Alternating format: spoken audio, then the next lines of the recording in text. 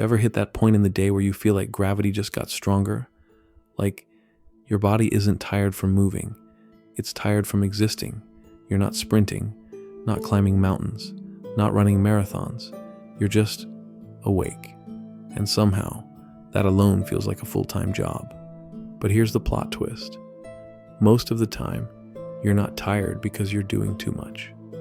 You're tired because you're holding on to too much. Thoughts, fears, conversations you had 5 days ago, expectations you think people have of you, trying to be everything, fix everything, prove everything, all at once. It's like carrying 12 invisible backpacks, then wondering why your shoulders hurt. And here's the wild part. Half of what you're carrying, you didn't even choose. You just picked it up along the way. Something your parents said, something society expects, something your old self promised out of survival, not truth. And now, here you are, sitting in a quiet room, doing absolutely nothing, and still feeling like you ran a marathon with your soul duct taped together. This isn't burnout. It's emotional weight. It's the mental muscle of holding on when you don't have to. And the truth is, letting go isn't about quitting.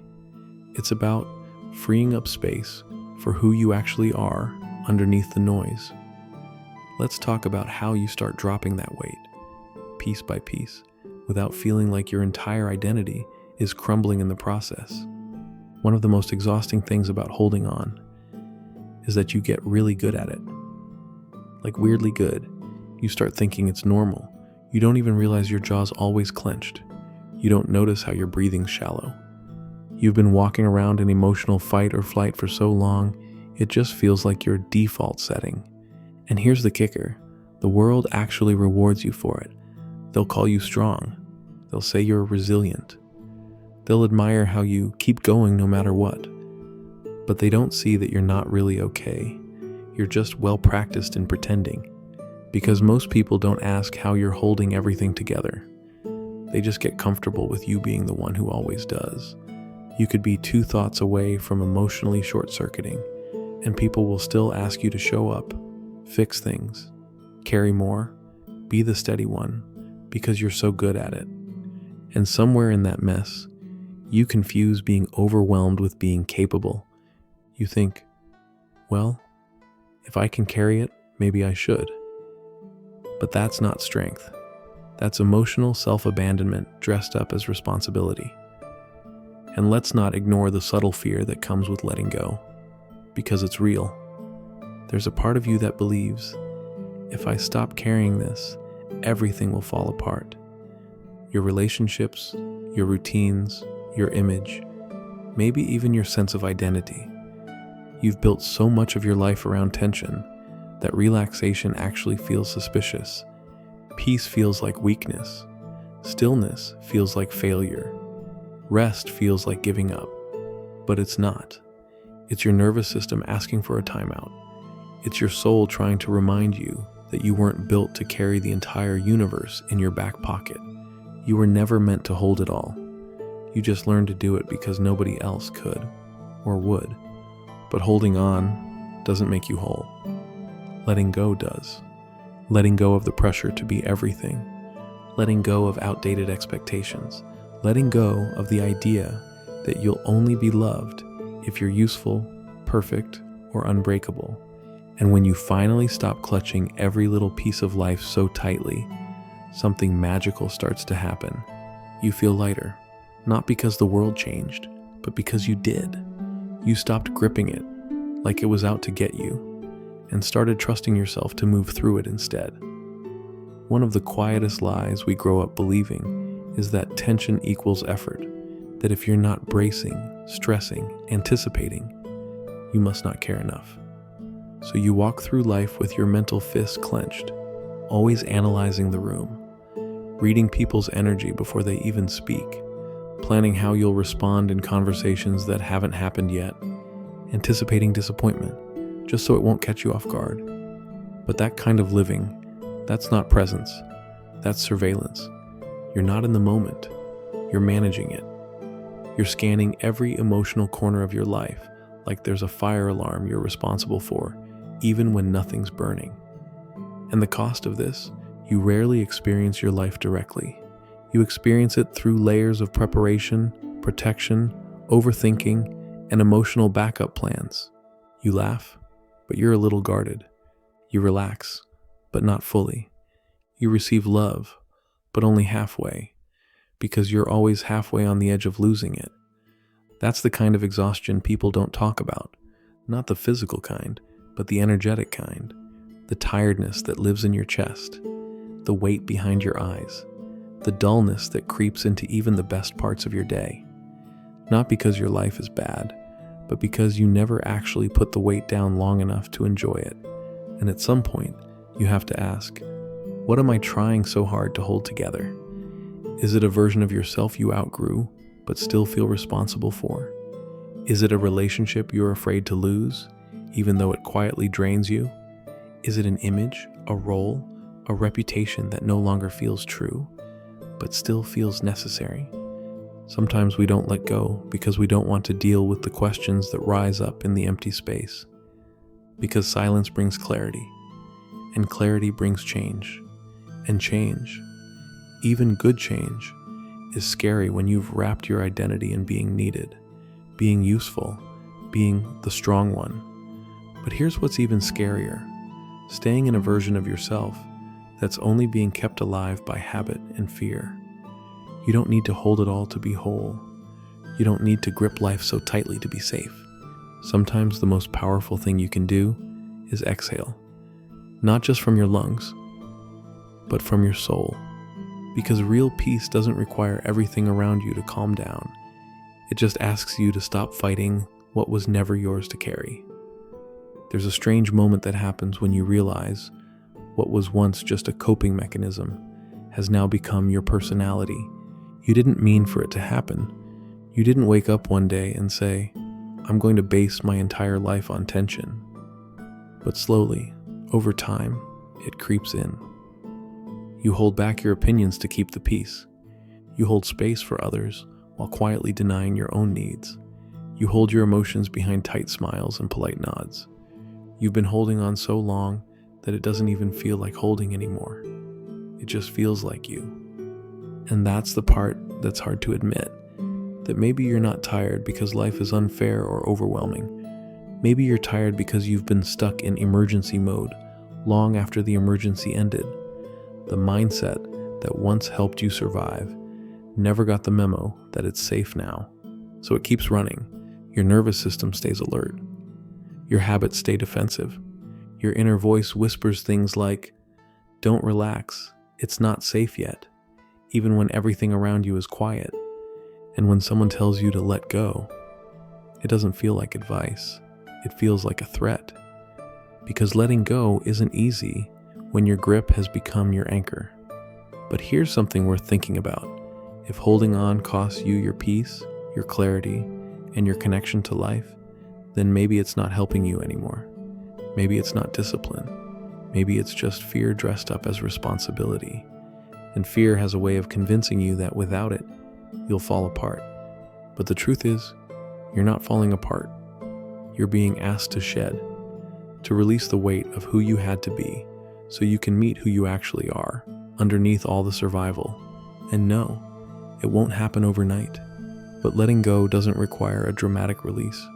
Sometimes it just starts with a moment, a pause, where you let your shoulders drop, your breath deepen, and your body realize, we're not in danger anymore. That's the real shift, not fighting to escape, but realizing you don't have to fight at all.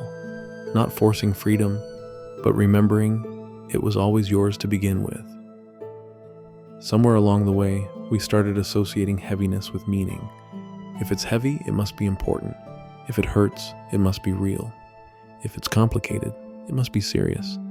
And if we're tired, well, that just means we're trying, right? But not all weight is meaningful. Not all struggle is necessary. Sometimes we carry things not because they add depth to our lives, but because we don't know who we are without them. We've confused emotional clutter with identity. We've built routines around being overwhelmed. And the thought of lightness, it almost feels suspicious. Because lightness means less control. Lightness means ease. Lightness means you might not have to grip so hard anymore. And that's terrifying when your whole world was built on control and overfunctioning. That's why so many people self-sabotage peace. Not because they don't want it, but because they don't recognize it. They've gotten used to the emotional noise, the tension in the background, the low hum of something's not right, even when everything seems fine. So when things actually do start to go well, it feels too quiet, too calm, too unfamiliar. And that's when the mind starts creating new problems. Because if you've lived in chaos long enough, silence feels like something must be wrong. But this is exactly where everything starts to shift, when you stop confusing effort with purpose, and finally realize that peace isn't the absence of effort, it's the presence of alignment. You don't need more discipline. You don't need to push harder, do more, prove something. You just need to stop rehearsing resistance as if it's your job. Because life isn't asking you to carry all of this. It's asking you to be awake for it, to be present, clear, open, not exhausted from trying to control outcomes you were never meant to hold. And the moment you allow yourself to experience the unfamiliar feeling of lightness, even just for a second, you'll realize it was never a weakness to feel free. You were just too weighed down to remember what it felt like. There's something no one really tells you about letting go. It's not always dramatic. It's not some big cinematic moment where you drop everything and walk away enlightened. Most of the time, letting go feels quiet, almost anticlimactic. It's the moment you stop justifying what's no longer working. It's when you stop trying to make the heavy things feel worth carrying. It's that breath you take. Not because everything's perfect, but because for once, you're not trying to fix what doesn't need to be fixed. And when that moment happens, you don't feel powerful. You feel unfamiliar. Because when you've spent so much of your life managing, holding, balancing, the first time you truly relax, you almost feel lost. Not because something's wrong, but because you've never met this version of yourself before. The one that's not bracing, not gripping, not overthinking. This is where you meet your real energy. The version of you that's not tired. The one that's not held together by tension. The one that doesn't define their worth by what they carry. You start to realize maybe you were never actually broken. Maybe you were just tired from carrying pieces that didn't belong to you. And when that hits, something shifts quietly but permanently. You stop asking, "What's wrong with me?" and start asking, "What have I been holding on to that I don't need anymore?" That's the doorway, not to perfection, but to peace. And you don't need to force it. Just walk through, one small release at a time. You don't have to reinvent yourself to find peace. You just have to stop dragging around the version of you that was built for survival. That version of you, the one that stays quiet to avoid conflict. That overthinks every word before sending a simple text. That walks into rooms scanning for safety instead of connection. They were never broken. They were just adaptive. You became who you needed to be, given what you went through. But that doesn't mean you have to keep being that person forever. Letting go doesn't mean erasing everything. It means editing. It means releasing old scripts that no longer serve the life you actually want to live now. It means updating your emotional operating system, not because the old version failed, but because you've outgrown it. And that's the part no one sees from the outside. You might look the same, still show up, still smile, still get things done. But on the inside, there's a quiet revolution happening. You're no longer performing peace. You're living it. You're no longer keeping it together. You're letting it unfold. Not perfectly, not all at once, but honestly. And honesty is exhausting at first. Because when you stop pretending to be okay, you start noticing all the places where you weren't. And that awareness, it stings. You might feel more emotional. You might cry more than usual. You might feel like you're unraveling. But that's not the collapse. That's the release. That's what happens when the emotional dam starts to break and all the feelings you packed away finally get to breathe.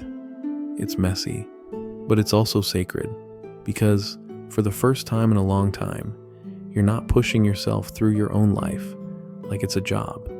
You're moving with it, feeling it, choosing it. And when you get there, to that space where peace is no longer something you chase, but something you allow, life stops feeling like something you have to conquer. It becomes something you get to witness, something you get to meet fully, without all the armor. And maybe for the first time, being alive doesn't feel so heavy anymore. If you made it this far, drop "I'm not tired anymore" in the comments. So I know you felt this, not just heard it. This space is for you, and you're exactly where you need to be.